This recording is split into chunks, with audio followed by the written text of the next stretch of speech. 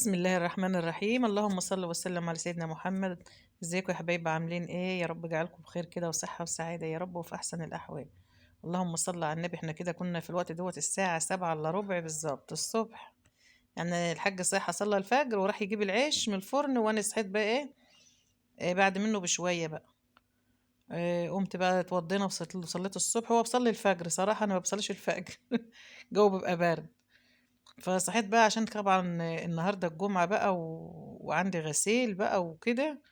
فقمت وراه بشوية يعني أنا من عادتي بصحى 7:8، فالنهاردة قمت الساعة 6 كده وراه على طول. صلينا الصبح بقى وشغلنا الغسيل بتاعنا، شغلنا الغسالة ووريكم كده الجو الصبح بدري جميل ازاي. هو اي نعم الجو ساقعة بس كان بس جميل. انا بحب جو الشتاء والله يا جماعة، بحب جو الشتاء قوي. فكده بقى دخلت بقى اشوف بقى الغسيل، بقول لكم الغسالة هنا شغالة كده اهيت والباقي قدامها على الارض. وهنرتب بقى الدنيا على ما الغسيل بتاعنا يخلص، الدورة دي تخلص ونطلعها وكده ون ايه نشوف الدنيا هتمشي ازاي يا حبايبي. هنا بقى قلت اكنس بقى الصالة كده وارتبها. والشاشة جوه في الارج، قلت يا محمود تعالى طلعها لي. كان نايم يعني، كان نايم نص نوم كده. فقال لي مش قاعد، يقول لي ماشي ماشي لما ساعة صلاة الجمعة من الساعة 10 وهو بيقول لي ماشي. المهم بقى قامنا قل الشاشة بره في الصالة، ومسكت بقى الأرج روقته ونضفته لسه يعني ده شغل كده على المشي بقى. ده احنا لسه هننفض على رمضان بقى التنظيف اللي هو ده يعني الترويق العادي كده، كنيس وتنفيض يعني، وايه لازم الروتين اليوم اللي انتوا عارفينه.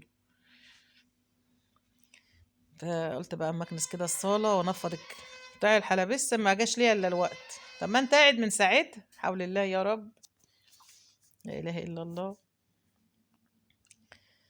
فقلت بقى والله طلعت لما الصبح بعد ما وريتكم الفيديو، بعد ما وريتكم الجو بره الصبح بدري الساعة 7.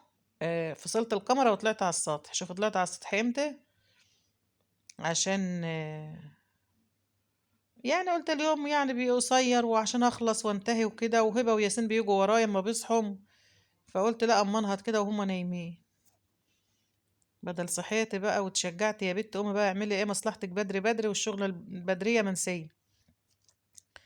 هنا بقى مسكت الصلاة زي ما انتوا شايفين كده بالمكنسة، وكمان فتحت المكنسة بعد ما خلصت. نفضت الجراب اللي بيبقى فيه التراب بتاعها. كان ملان تراب، كان ملان. كانت مش بتشد معايا كده الكنيس بسرعة، اتراها هي اللي الجراب ملان تراب. لما فضته بقى ورجعت شغلتها تاني بقت سريعة معايا.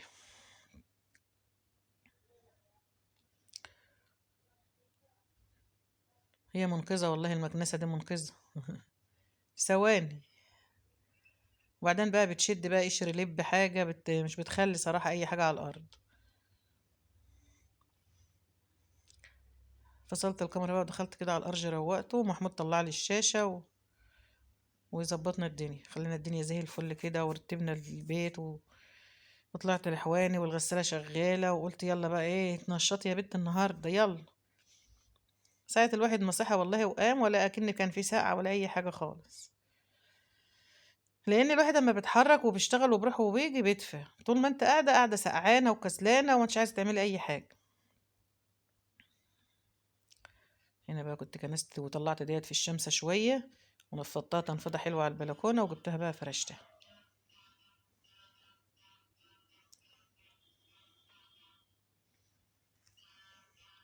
لا عايزة اشيل الكراسي دي، هي ترميها ارميها رميان كده ونعمل ركنة في الارج، واعمل زي كرسيين 3 كده برضو زي نظام الركنة في الصالة. يلا بإذن الله ربنا يسهل، وان الناس تعمل اللي هي عايزاه وتعمل اللي نفسها فيه. مفيش حاجة كده بتيجي في يوم بليلة، كله بالصبر. هنا بقى كنست قدام باب الشقة، بدل خلصت جوه بقى ده الباب السلك بكنسه بالمقشة. وكنست بقى قدام باب الشقة كده، وجبت المداسات في جنب، وبنرتب الشكارة اللي محطوطة ديت فيها سرس للبط. ببقى اجيب الجردل كده في اكل من المطبخ، اخد عليه السرس وانا طالعه على السطح.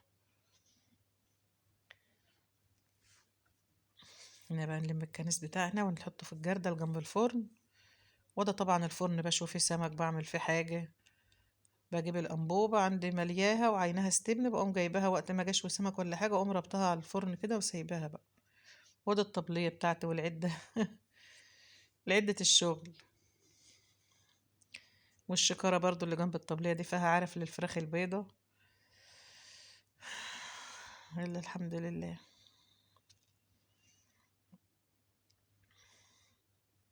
هنا بقى جردل اهوت، وجردل زيه في المطبخ. وبيجي بقى عزكم الله جراج الزبالة، بنلم دوت ودوت يعني اللي في المطبخ على اللي بره، وبلمهم بقى واحدفهم في الجرة. هنا طبعا بقى بقول لكم كنت غسلت ونشرت زي ما انتم شايفين كده، وحتى شوية ملوخية في الشمس، حتى ما فيش شمس. غسلت، شوفوا غسيل قد ايه.